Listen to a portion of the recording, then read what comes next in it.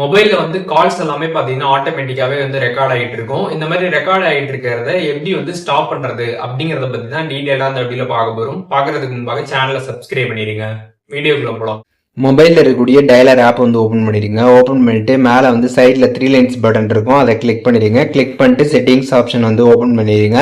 So இந்த ஒரு dialler option பார்த்தீங்கன்னா வந்து ஒவ்வொரு மொபைல் மாடலில் வந்து ஒவ்வொரு மாதிரி வந்து இருக்கும். ஸோ அதனால நீங்கள் வந்து ப்ரொசீஜரை ஃபாலோ பண்ணிக்கோங்க. செட்டிங்ஸ்குள்ளே நீங்கள் வந்து போகணும். டயலருக்குள்ளே போயிட்டு செட்டிங்ஸ்குள்ளே போயிட்டீங்கனாலே அந்த கால் ரெக்கார்டிங் ஆப்ஷன் ஆனில் இருக்கும், அதை நம்ம ஆஃப் பண்ணிடலாம். ஸோ இப்போ இந்த டயலர் செட்டிங்ஸ்குள்ளே நீங்கள் வந்ததுமே பார்த்தீங்கன்னா இங்கே வந்து கால் ரெக்கார்டிங் அப்படின்ற ஆப்ஷன் கொடுத்துருப்பாங்க. அதை கிளிக் பண்ணி பாருங்க. அதில் பார்த்தீங்கன்னா ரெக்கார்ட் ஆல் கால்ஸ் அப்படின்ற அந்த ஆப்ஷன் ஆனில் இருக்கும், அதை கிளிக் பண்ணி வந்து ஆஃப் பண்ணிடுங்க.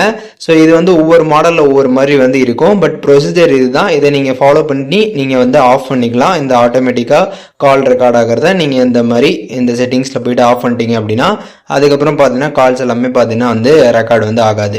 ஸோ இப்போது எப்படின்ற டீட்டெயில்ஸ் தெரிஞ்சிருப்பீங்க. இதில் எதுவும் டவுட் இருந்துச்சு அப்படின்னா கமெண்ட்ஸில் மென்ஷன் பண்ணுங்கள், நான் எல்லாருக்குமே ரிப்ளை பண்ணுறேன்.